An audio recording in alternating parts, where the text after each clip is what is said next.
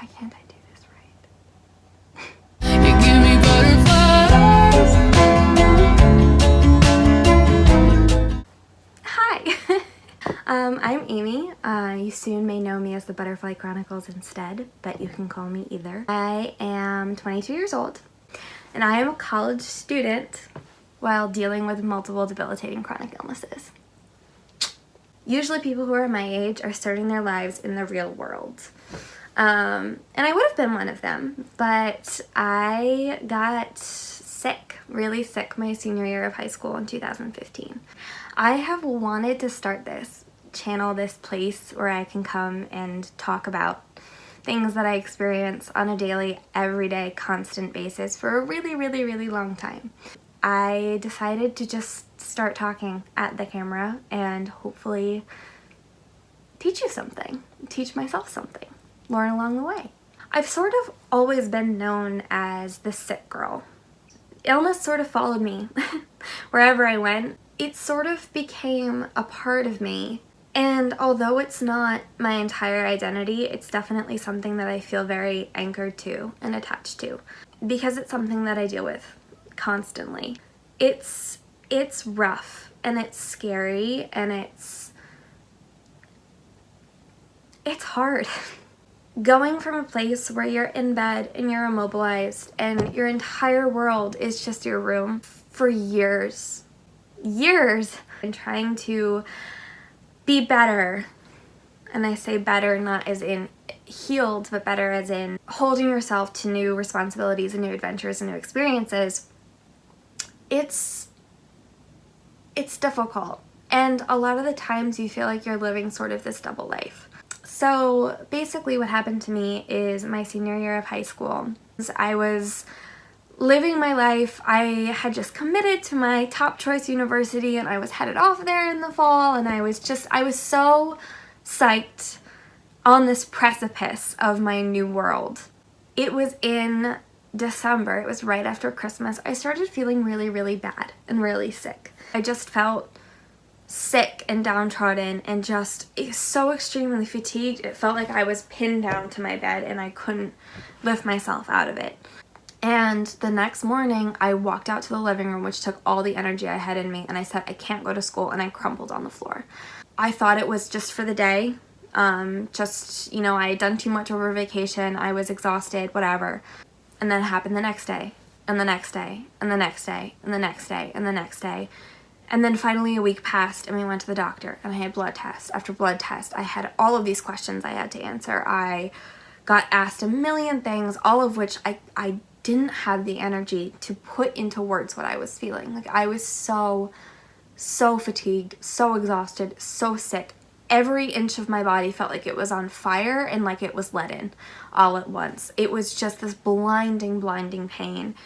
And I went to so many doctors, I can't even tell you, can't even count them on my hands. Like, eventually enough time passed and I had to go into school and say, I can't graduate on time.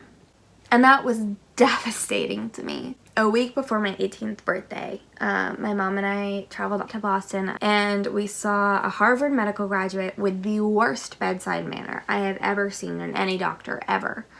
She eventually asked me, well, what do you think that you have? I had no idea what was wrong with me, just that something was. And then she was like, well, I think that you have fibromyalgia and chronic fatigue syndrome. And I just remember looking at my mom and looking back at her and saying, okay, like what can I do? And she just sort of looked at me again with these blank, just staring eyes. And I basically had to tell myself from what her gaze was telling me that this is something that I would have to live with for the rest of my life. I fell into a very, very deep, dark place, but I didn't have the energy to fall back into my old habits, the things that I used to do, my coping mechanisms. I just lay in bed and I cried. I would get up every day to eat, to shower, to drink something, and then I would come back and go back to sleep. It was really, really, really hard, and it was scary, and it was dark, and it was painful. And my entire life was devoted and dedicated to getting better. Okay, I realize I've been talking a lot about what I didn't intend to talk about in this first video. So I'm gonna redirect. My goal for this is to, one, to spread awareness about people who live with chronic pain and invisible illnesses, because even if you can't physically see them and identify them, who don't look like they're sick but actually are sick, yeah, it's real. We exist. I exist. I spend 90% of my day in my bed. If it's a bad day, I spend 100% of my time in my bed. I usually have Biofreeze slathered all over my body. I usually have a headache. I say that I have an everything ache because that's easier for people to understand. I'm either way too hot, way too cold. My skin feels like it's on fire. I could sleep for 1,000 hours and it wouldn't be nearly enough. Like, it's just, it's constant. And even though I don't look like it, because I look like, you know, your average college student. Anyway, I'm getting off track again. I tend to ramble. That's something that you should probably know about me. So one of the reasons why I'm making this is to raise awareness.